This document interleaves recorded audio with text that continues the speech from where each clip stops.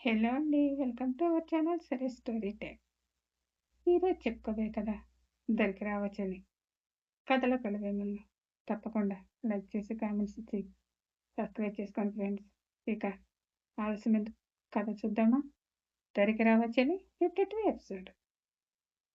ఆర్యకు అపర్ణ కన్నీరు తనకు తగలగానే మనసు బాధగా అయిపోయింది. అమ్మడు అంటూ హృదయాన్ని కత్తుకొని అలానే ఉన్నాడు. అలా ఎంతసేపు ఉన్నారో తెలియదు. శరత్చంద్ర ఆర్యకి కాల్ చేశాడు. ఆర్య ఫోన్ మోగేసరికి ఇద్దరు గుండెలు ఒకేసారి జల్లుమన్నాయి. ఆర్య అపర్ణను అలానే ఉంచుకొని ఫోన్ ఎత్తి, డాడ్ వస్తున్నాం అన్నాడు. అలా అనగానే అపర్ణ ఆర్యని గట్టిగా పట్టుకొని ఆర్య ఫోన్ పెట్టి, డాడ్ టైం అవుతుంది, రమ్మని కాల్ చేశాడురా అని తలని గుర్తు చెప్పాడు. అపర్ణ ఇంకా గట్టిగా పట్టుకొని అంది, కానీ వదలలేదు. తర్వాత ఆదిత్య ఫోన్ చేసి, అన్నయ్య ఎక్కడా అని అడిగాడు. ఆర్య వస్తున్నాను అని చెప్పి ఫోన్ పెట్టి, వెళ్దాం అమ్మడు, అందరూ మన కోసం చూస్తున్నారు అన్నాడు. ఆర్యని వదలలేక వదిలి లేచి నిలబడి ఉంది. ఆర్య కూడా లేచి వెళ్దామా అన్నాడు. తలంచుకొని అని కదిలింది. ఆర్య పట్టుకొని లాగి ఈ నెల రోజులు గుర్తుండేలా ముద్దిస్తుంటే ఆ పన్న కూడా ఆర్య చుట్టూ చేతులు వేసి తనకు ఊపిరాడకపోయినా ఆర్యను వదలకుండా అలానే హత్తుకొని ఉంది. మళ్ళీ ఆర్య ఫోన్ మోగింది. ఇక అపర్ణ వదలక తప్పలేదు. ఇద్దరు కలిసి బయటికి వచ్చి ఆర్య స్టాఫ్కి చెప్పి ఇంటికి వచ్చారు. అందరూ వీళ్ళ కోసం రెడీగా ఉన్నారు. ఆర్య రూమ్కి వెళ్ళి గబగబా రెడీ అయి అపర్ణను తీసుకొని కిందకి వచ్చాడు. తులసి కూడా హాల్లో ఉంది. తులసికి జాగ్రత్తలు చెప్పి కావేరికి వెళ్ళి వస్తాను పిన్ని అని ఆదిత్య, శరత్చంద్ర, జశ్వంత్ అపర్ణతో కలిసి ఎయిర్పోర్ట్కి వెళ్ళారు. ఆర్య లగేజీ తీసుకొని అందరికీ బాయ్ చెప్పి అపర్ణను చూసి వెళ్ళొస్తాను అమ్మడు అంటూ హక్ చేసుకొని నుదుటిన ముద్దు పెట్టి జాగ్రత్త అని చెప్పి గేటు దగ్గరికి వెళ్ళి పాస్పోర్ట్ను చూపించి లోపలికి వెళ్తుంటే అపర్ణ కన్నీళ్లతో అలానే ఆర్య కనిపించే వరకు చూస్తూ ఉంది. ఆర్య కూడా అపర్ణను వదిలి వెళ్తుంటే మనసులో బాధ మెల్లిపెడుతూ ఉంది. వెనక్కి తిరిగి ఒకసారి అపర్ణను చూసి వెళ్ళాడు. ఆదిత్య అపర్ణ దగ్గరికి వచ్చి వదిన వెళ్దామా అన్నాడు. సరే అని వచ్చి కారులో కూర్చుంది. అపర్ణ ఇంటికి వెళ్ళి రూమ్లోకి వెళ్ళగానే ఆర్య లేని రూమును చూడగానే బాధ రూపంలో ఒక్కసారిగా ఏడుపు వచ్చి డ్రెస్ కూడా చేంజ్ చేసుకోకుండా అలానే బెడ్ మీద పడుకొని వచ్చే కన్నీళ్లను ఆపుకోలేక ఏడుస్తూ పడుకుంది. ఎయిర్పోర్ట్లో ఆర్య బోర్డింగ్ పాస్ తీసుకొని చెకింగ్ అయ్యి అంతా అయిన తర్వాత వెళ్ళి తనకిచ్చిన గేట్ నెంబర్ దగ్గర కూర్చొని అమ్మడు ఇంటికి వెళ్ళే ఉంటుంది, ఎలా ఉందో అని కాల్ చేశాడు.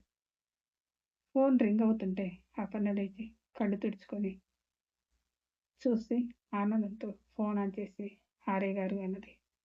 అపర్ణ గొంతులో మార్పు గమనించి ఏం చేస్తున్నావు అమ్మడు అని అడిగాడు. తను ఏడుస్తున్నానని తెలిస్తే ఎక్కడ ఆర్య బాధపడతాడని, ఏమీ లేదు ఆర్య గారు, టీవీ చూస్తున్నా అని అబద్ధం చెప్పింది. అవునా అని ఫోన్ కట్ చేశాడు. ఆర్య అలా ఫోన్ కట్ చేయగానే అదేంటి ఆర్య గారు ఏం మాట్లాడకుండా ఫోన్ కట్ చేశారని ఫోన్ వైపు దిగులుగా చూస్తూ ఉంది. మళ్ళీ ఫోన్ సౌండ్ అయ్యేసరికి చూసింది. ఆర్య వీడియో కాల్ చేశాడు. అపర్ణ తను ఏడుస్తున్న విషయం కూడా మర్చిపోయి కాల్ ఆన్ చేసింది. ఆర్య అపర్ణను చూసి అమ్మడు నాకెందుకు అబద్ధం చెప్పావు అని అన్నాడు. అప్పుడు తనకు గుర్తుకు వచ్చి చీరతో కన్నీళ్ళు తుడుచుకొని అదేం లేదు ఆర్య గారు, రూమ్ రాగానే గుర్తుకు వచ్చారు, ఆపుకుందాం అనుకున్నా ఆపకుండా వస్తూనే ఉన్నాయి అని చెప్తూ ఉంది. కళ్ళలోంచి నీళ్లు కారుతూ ఉన్నాయి. అమ్మడు అంటూ ఫోన్ మీద చేపెట్టాడు ఆర్య. మామ్ని పిన్ని వాళ్ళు చూసుకునేవాళ్ళు, నువ్వు కూడా నాతో రావాల్సింది కదా అన్నాడు ఆర్య. అలా ఎలా వస్తాను ఆర్య గారు, మనకు ఎంత బాధ కలిగినా అత్తయ్య గారిని అలా ఎలా వదిలేసి వస్తాను చెప్పండి.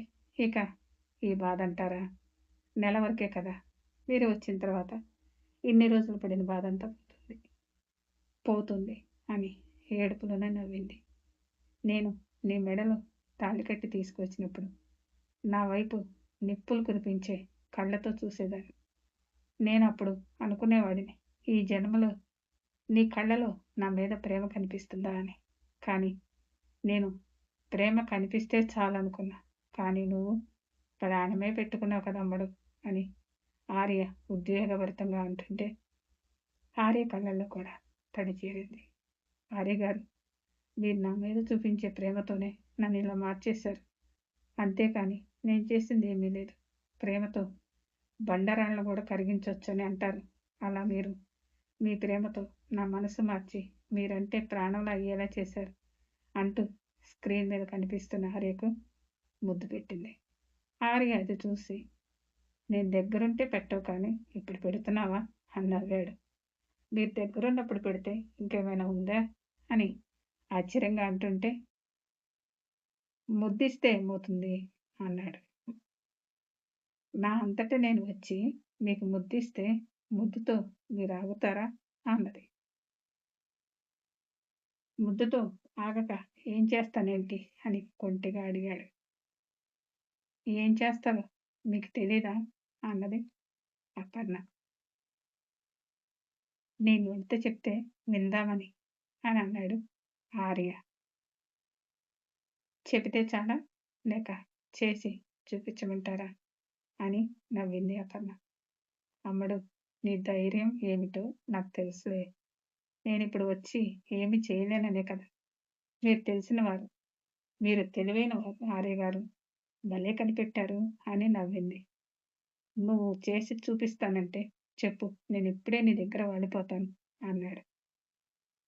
ఆర్య నిజంగానే ఎక్కడ వస్తారో అని భయం వేసి, ఆర్య గారు అంత పని చేయకండి అని అనేటప్పుడు కళ్ళు టపటపా కొట్టుకుంటుంటే ఆర్యకు అపర్ణ ముద్దుగా కనిపించి అటు ఇటు చూశారు. జనాలు ఎవరు బిజీలో వాళ్ళు ఉన్నారు. ఫోన్లో కనిపిస్తున్న అపర్ణ కళ్ళ మీద ముద్దు పెట్టాడు. ఆర్య అలా చేయగానే అపర్ణ సిగ్గుపడుతుంటే ఆర్య చూసి, అమ్మడు, నువ్వు సిగ్గుపడుతుంటే భలే ఉన్నావు. ఇప్పుడు నీ దగ్గరకు వచ్చి సిగ్గుతో ఏరుపెక్కిన నీ మొహాన్ని దగ్గరగా తీసుకొని అని చెప్తుంటే అపర్ణ ఫోన్ మీద చేపెట్టింది. అపర్ణ ఫోన్ మీద అలా చేపెట్టగానే ఏంటి అని కళ్ళెగరేశాడు. మీరు ఎక్కడ ఉన్నారో మర్చిపోయారు ఆర్య గారు అన్నది.